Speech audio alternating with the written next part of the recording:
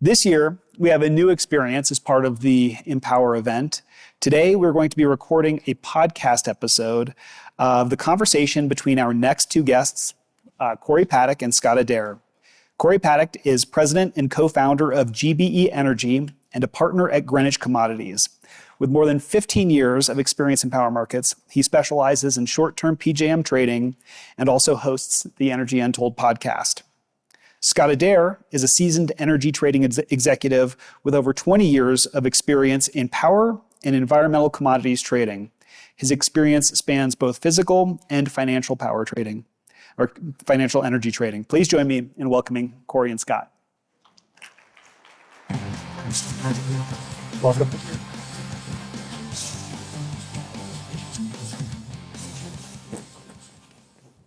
This is different. Very. Than four screens in front of us. Yeah. Maybe a bit of context to start as to why I started a podcast, I guess. So it was last year, and I felt like there was really a content void when it came to trading and energy trading more specifically. And so I wanted to have some conversations with traders. The scope did expand into kind of my more esoteric interests, which includes sport and performance and kind of energy more broadly. And this is actually my first conversation with a power trader. So surprising. Yeah, here we go. I guess first of all, how was it getting across the border? Super quick. Super 1 quick? minute. Okay, great. Yeah. Nexus is fabulous. Okay. I got shook down. Really? Yeah, for $25. Yeah. But then I told the guy, I'm in energy, so I was able to get it down to 10. So that was helpful. Yeah. We're both from Calgary, by the way. So actually, I thought a good place to start the conversation would be kind of more context on where you are now. And then I guess kind of throughout your career, the products and markets that you've traded kind of over time. Sure. Currently, since February of 22, at an entity called Cascade Trading, we manage Trilith Energy Fund in a number of organized ISOs, where we mostly focus on congestion trading. We're also deep into compliance environmental products and both physical and financial natural gas and power. Okay. And then kind of going back to kind of the start of your career, when did you even become aware of energy trading as a career or a space? So after I flamed out as a hockey player after university, I was looking for a job, and I showed up for an interview with Optimum Energy Brokers, a little Calgary energy brokerage firm, power, gas, and oil. Gave me a seat on the power brokering desk, spent a year getting yelled at by power traders, and then decided I wanted to go to the other side of the aisle.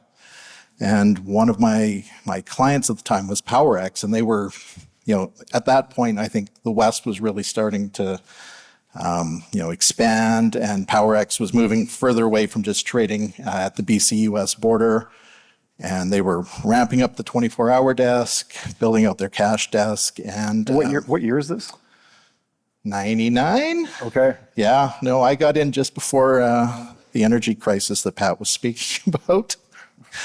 So it was an interesting number of years to start a career in the power space. And still a lot of phone calls, right? Oh, everything was phone call. You wanted to book transmission, you had to put a phone call. Somebody, I think, would write it in a little book. Yeah. By the time I left Powerex in 2008, most things were electronic. Oasis, you'd make your reservations, electronically. But yeah, early on, you had like a call sheet, like, okay, I need to buy, so let me call all the public utility districts in the Pacific Northwest. Let me call, PG&E or SoCal down in California. Very, very, very different. And relationship-based, right? Because I'm guessing you'd like pick up the phone, know the other guys on the other end, and be like, oh, it's not going to be a good day. I'm not going to be able to do a deal today. You're assuming people would pick up the phone if they didn't like you, right? Or they didn't like your shop. So yeah, relationships were key. I remember, I think next week's WSPP in California, some of those early WSPP meetings, Powerex would take 25 people, and span out, make sure you were talking to everyone, trying to make a positive impression. Yeah, yeah. And when you look back at your time at Powerex, how do you think that's actually shaped your point of view in the market over time? Like how important is that kind of first role? Critical. I think it really helps to understand there's a physical reality to power markets. It's not just numbers on a screen. Ultimately, load needs to get served.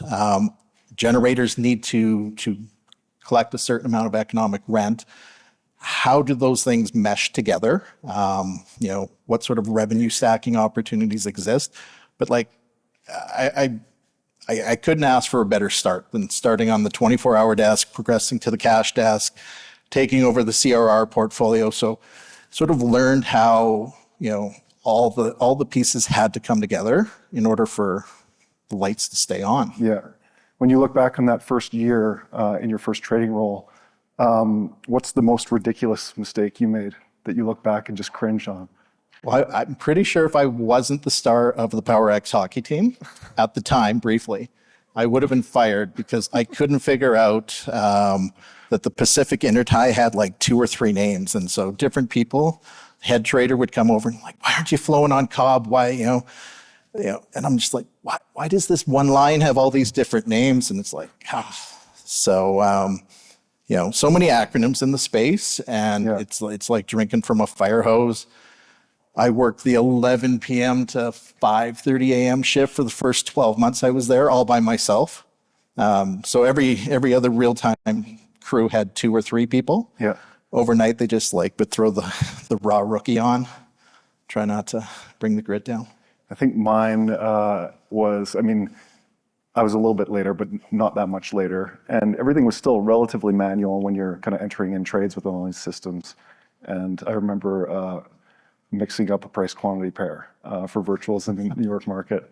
And then actually it working out and making money the next day. But that was not a great conversation. Well, I haven't directly had that mistake. I've been a part of groups or perhaps people on my team of, and it's like once we double submitted a CRR portfolio, worked out in our favor. It's like, oh, let's not do that again. Like what sort of checks and balances can we put in place? Somebody once put in, I think, an intertie schedule into California, and instead of 50 megawatts, put 500 megawatts. That was a lot of megawatts for the desk to try to balance out the next day at a illiquid point. It's changed a lot, absolutely. When did you have kind of your first experience of like an insight that the rest of the market didn't have? That first kind of moment, it's like, okay, I think I actually know something here.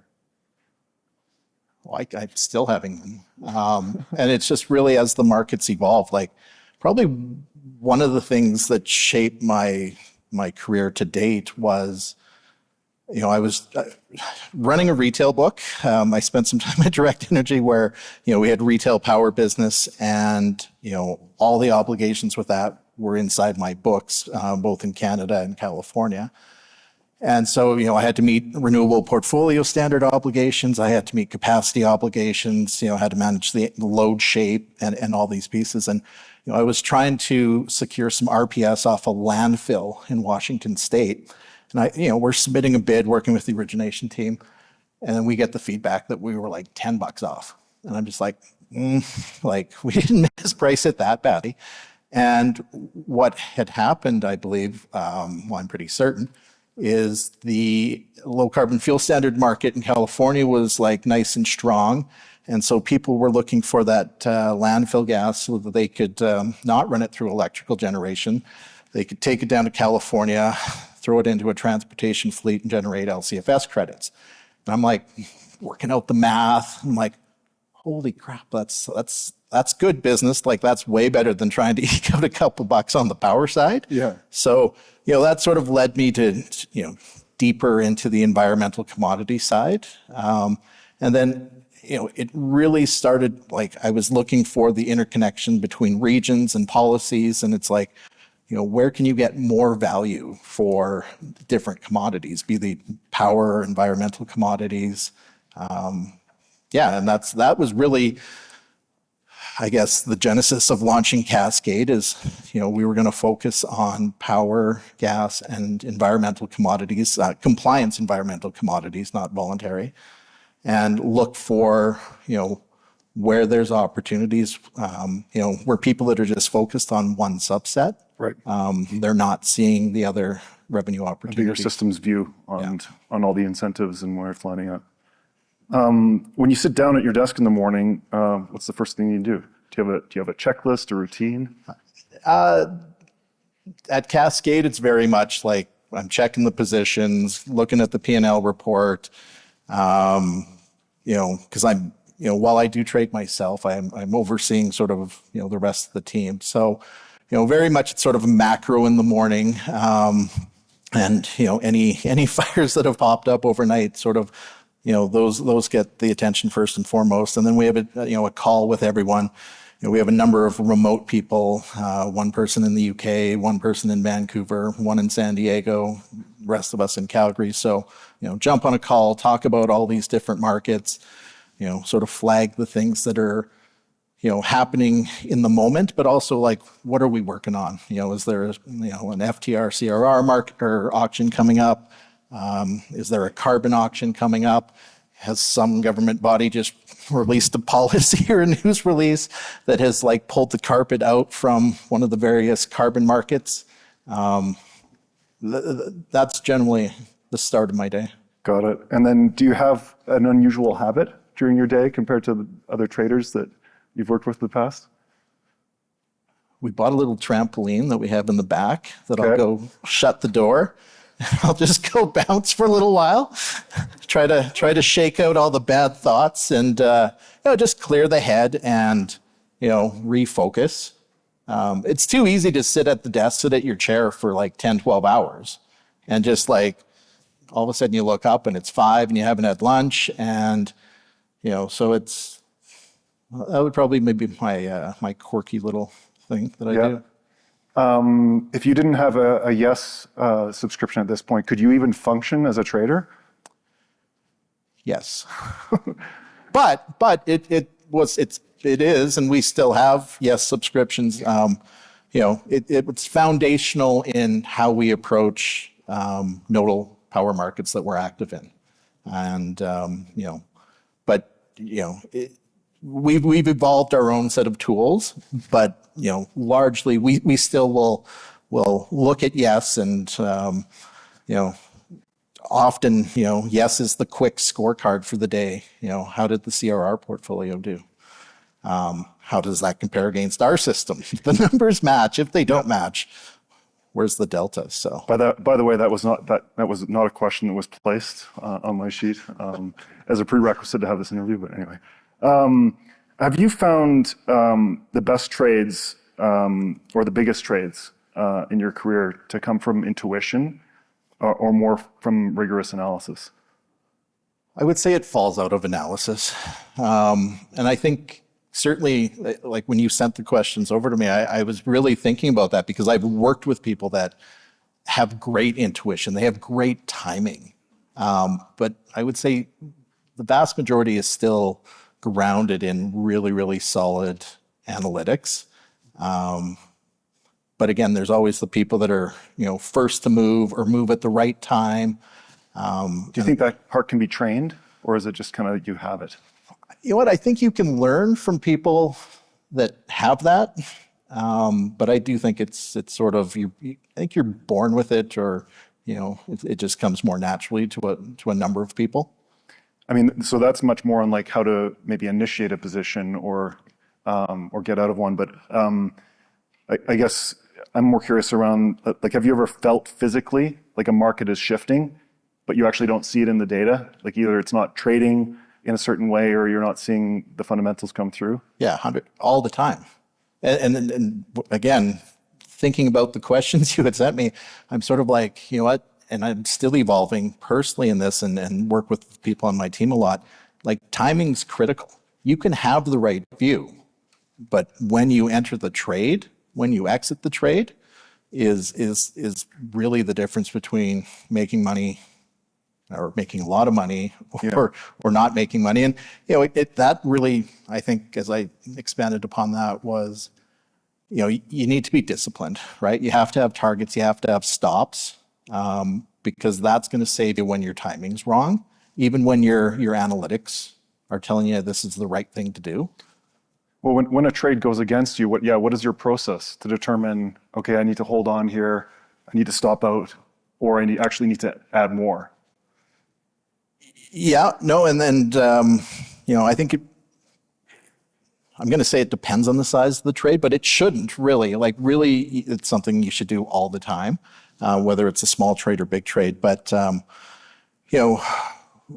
I personally, and within the team, it's sort of like, well, what's the expected return, right? So, if I'm expecting, a 3-to-1, 4-to-1 upside return, what is that in a dollar figure? And then that sort of helps shape sort of, how I layer into the trade, and also where my stop's going to be. Because, if I think I'm going to make $1 million and 2 days into the trade, I'm down $500,000. Yeah. There's something like I shouldn't be down $500,000, right? I should be out of that before thinking about what am I missing, or just what's going to be the trigger. And it comes back to the sizing too. When you do want to establish, liquidity, I've come to appreciate liquidity much more as I've aged and gotten older. Do you tend to spend more time in more liquid products than before, or not necessarily? No, I probably personally spend more time in illiquid. So, and especially sort of being a smaller private fund. Like intentionally? Absolutely, yeah. But we're always thinking about what's exit 1, what's exit 2, what's exit 3, and what are the numbers as we hit each of those products, because there is nothing worse than having exposure to something and having the bottom fall out of it and nobody's on the other side, which and I don't know how many people here follow the Alberta carbon market, but that market was tracking the federal carbon price, and then in the last 8 months the bottom's fallen out. I don't know that there's a bid in that market. Mm-hmm. A market that's gone from $55 to offered in the high 20s. People that are long it, and there's certainly some long-only funds that were pitching it to their investors. They're like, this has to go up. It has to go up, has to track the federal carbon price. Yeah. Well, perhaps, but it's not doing it right now. And I don't know how you would exit that position. How do you find that? Like being in a liquid trade where you've got probably a longer time horizon, you're kind of checking on it daily, but you roughly have an idea where value is, but oftentimes not. Like how do you kind of manage the emotional swings of that? That's a great question, because really, we all have finite sort of, mental capacity, and those trades will just erode your ability to do anything else while you're just like all consumed. And, again, really it's trying to, what's your 1, 2, 3 exit strategies? And it's like, got to hit the bid if there is a bid, because, there may not be something to backstop it. And that being said, if that market goes to zero, what does that do? Is that the end of the world? If no, then okay, you know what? Let's mark it at zero. Yeah. Is it something that you could put it in the drawer?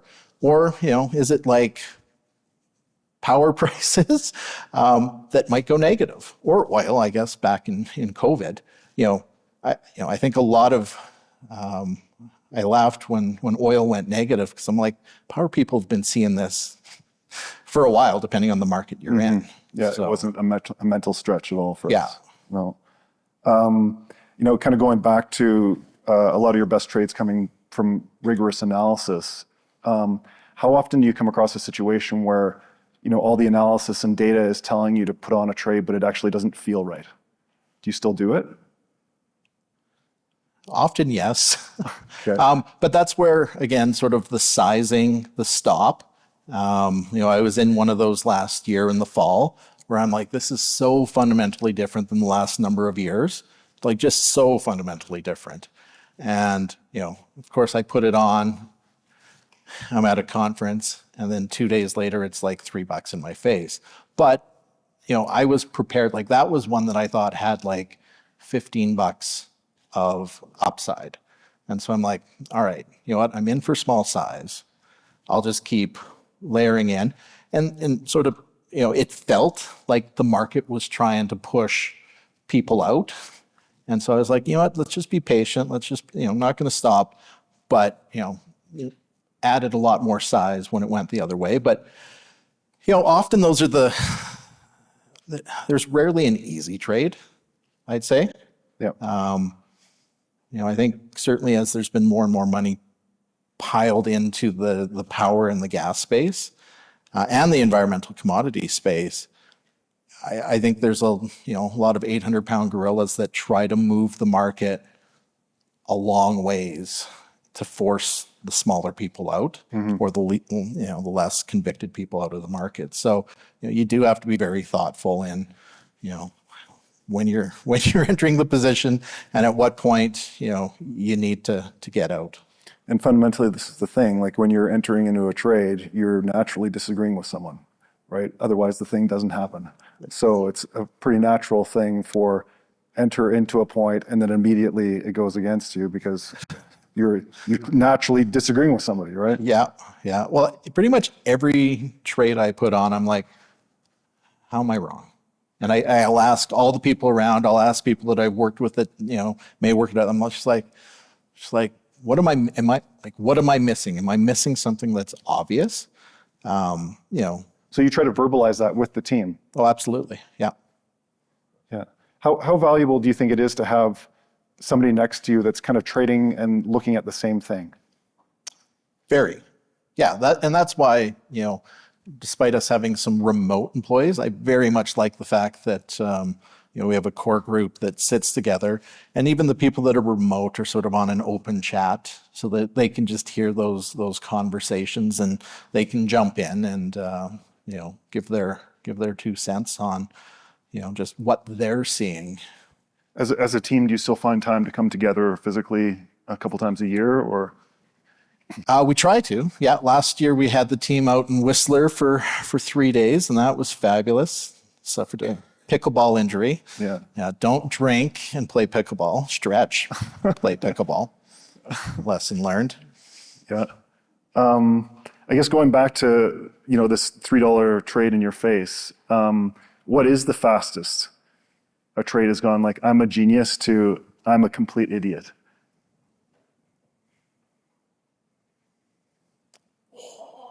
Trying to think. It's been a few years, thankfully. You know what? It happens pretty frequently. I'm much better at pulling the pin quick. And I think more so because, again, I need to free up my mental capacity. Like nothing worse than that trade that's losing. You don't understand why it's losing. And that in itself is probably telling you it's time to get out, right? Do you feel that's actually an attribute of traders that get further along in their career? They're actually like much more quick to immediately get out of something if it kind of goes against them? Yeah, there's a survivor bias in like if you're stubborn, you'll be you won't be in the industry or you'll be changing jobs every year. Yep. Too. It's the crude reality. Yeah. Have you ever been on the trade floor or I guess maybe I'll rephrase. Oftentimes a group trade goes wrong and can go really, really wrong. Like it's pretty rare for a situation for 2 people on the floor to have a completely opposite position. What is been kind of the more standard reaction? Is it the floor gets quiet and everybody gets insular and stops communicating, or it's actually kind of more pandemonium and anger and finger pointing? or does it depend on the culture of the company? I think it very much depends on the, like I've been on floors where chairs have been tossed, monitors have been smashed. Like that's how people, and then, you know, if you're working with, I'd say, you know, experienced, calmer people, it's just a dialogue, right? And it's what's the solution? Like you are where you are. Option A, option B, which one do we want to pick and why? Right? Like, and, you know, certainly the ability to flush the bad, learn from it, absolutely learn from it, but don't dwell on it. What was the biggest meltdown that you observed? I saw a pretty chunky credit loss where a whole bunch of power got sold to an entity. And that entity didn't pay and controls didn't work. And I was on the board of the Canadian entity. And I'm sort of like, what's going on here? Nobody lost their job over that. Sorry, some low-level people lost their job over that. Yeah. And what's kind of the craziest price action or irrational behavior you ever saw on screen? Or maybe it was actually before when you're actually talking to people individually. Well, certainly like the first California energy crisis, like that was just wild, right? Because that was as much a credit-driven, you know, people needed to buy a certain amount of power. Credit groups would only allow you to sell a certain amount of power. And once you had sort of sold out your credit allocation, it was beyond the trader's control. It's like, I may have more megawatts, but like, if I violate credit, I'm getting fired. Yeah. So I can't do it. You know, and recently, like some of these weather events, you know, we saw one in Pac Northwest last January, you know, Uri, you know, I would say the one thing, you know, just when you think you've seen it all, like volatility is increasing, and I think that's going to continue. Like, you know, the magnitude of the weather that we see, hotter hots, colder colds, wetter wets, drier, like that seems to just be the new reality.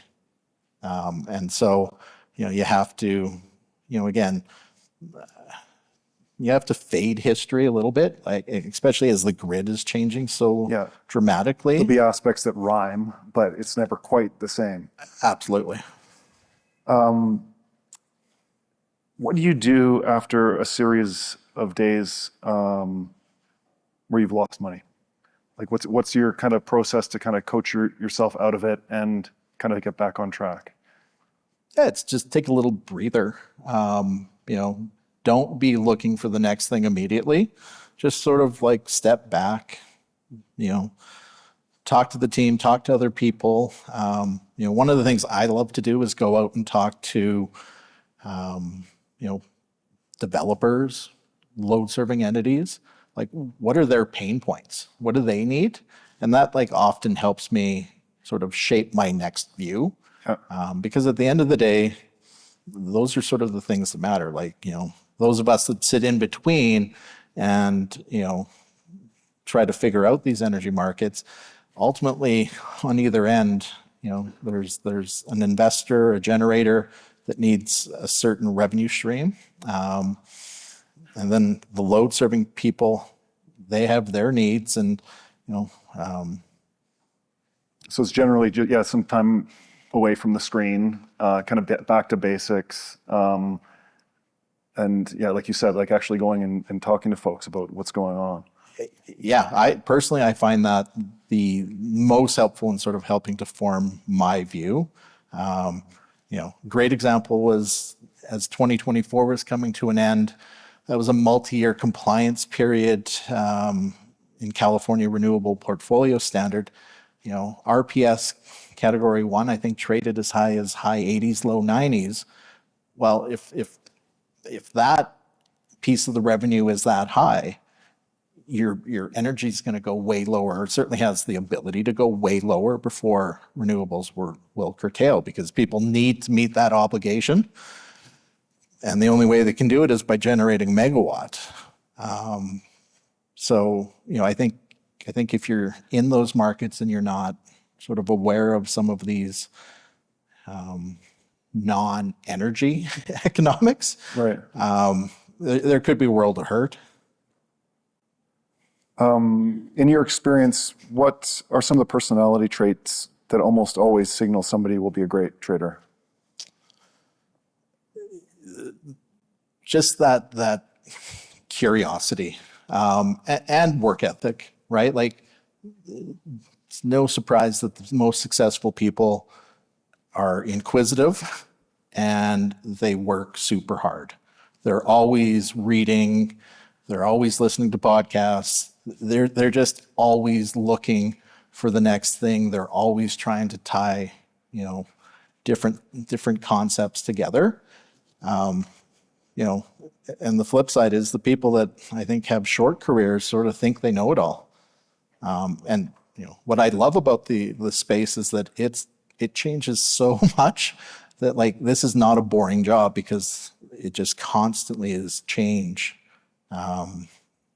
across power, gas, environmental commodities, and politics, right? Politics plays such a huge piece of this. Yep.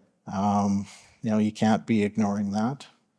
I think the other thing, I fully agree with you. The other thing I would add is there's quite a big willingness to have this, well, not willingness, it'd be much more ingrained, this self-belief and confidence that I know something, or if you do the work, do the analysis, I'm right about something. But it's this strange fine line, right? Because you can easily get caught thinking you're kind of above the fold, where you need this certain amount of like daily humbleness that sometimes the market will just deliver to you, but kind of fuels, like you said, this constant curiosity. And we're like, am I missing something? Do I need to go that extra mile? Yeah, no, the market is it likes to slap you around. Like, again, you just can't take it personally. But if your response is sort of to, say market's dumb, well, that's not going to work. Mm-hmm. So, you just got to dig in and you got to figure out what's different, what are you missing? And if you're not missing anything, maybe it's all right to sit on your hands for a little bit till the market starts doing things that make a little bit more sense. Yeah. Like, that's, I'm not a big fan of having positions on just to have positions on to show that you're doing something. Yeah. It's like, do you feel strongly about something? Yes, no. That dictates whether you have positions on and how big. Have you, I'm sure you've worked with a few of these individuals, but is there one or two that stick out that they're so emotionally cold, you couldn't tell whether they were up or down on the day? And it could be up a lot or down a lot. No. Some that are close to that, but those individuals will periodically just erupt. Rarely, but sizable eruptions. It's only so long that you can kind of just keep it in the inside. Yeah.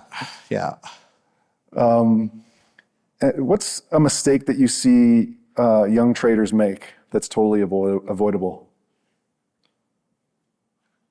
I think trying to jump to the next role without having the foundation. And I think part of that is you want to be in a spot where you get to work with people that'll share, that are knowledgeable. I think, it's a tough business to sort of just sit down and learn from a screen or a book.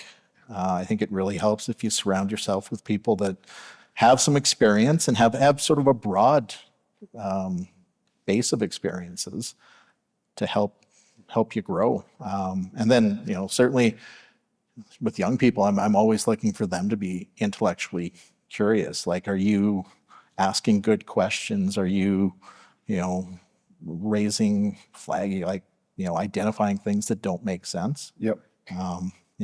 Can't be shy. gotta speak up. Don't be afraid of saying something that, perhaps you think is stupid, but yeah. Do you guys bring in a lot of young people into your shop? No. Okay. No, which it's one of our growing pains right now, which is we are running so close to max capacity that we really want to, like, if we bring somebody young in, we want to make sure that we're going to be able to mentor them. And so it's sort of like, who's putting up their hand to spend quality time with this individual? I think we're getting closer to that. Yeah. But we haven't so far. As we're growing the business, it's mostly senior people on the front office side. What's the strangest trading superstition you've ever seen, either in yourself or somebody else? I don't think I have one. Okay.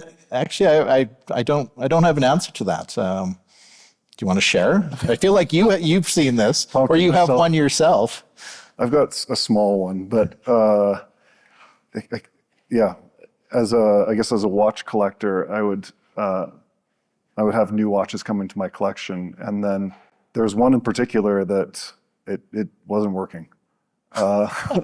Didn't seem to matter how many days I tried. It lost money. So the watch did. The watch did. Oh. Yeah. So it definitely had to get benched, and then I'd have to kind of maybe go to back to one that I knew was reliable to kind of get back the momentum. Did it get a new home?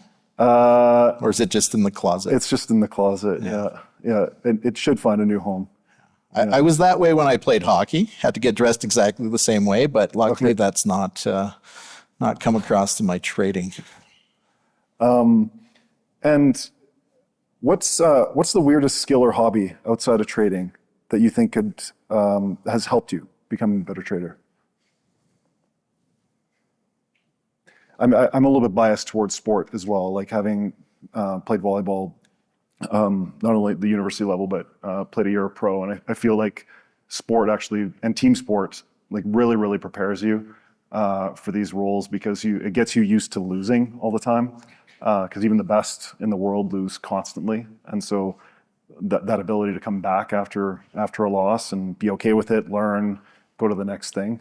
Yeah. No, well, and certainly that's been hugely influential in my, because again, that's back to, you need to learn from what mistakes you made, but you need to let it go, right? If you don't let it go, it's going to drag you down. So, it's not a requirement though for people that I'm looking to hire, but I am always looking for people that are going to be team players, that are going to share. Yep. Not very interested in the person that's going to, just wants to go sit in their little cubicle and do their thing. Yep. And then I actually only have one more question. And what is the one thing about trading that still doesn't make sense to you, even after all these years?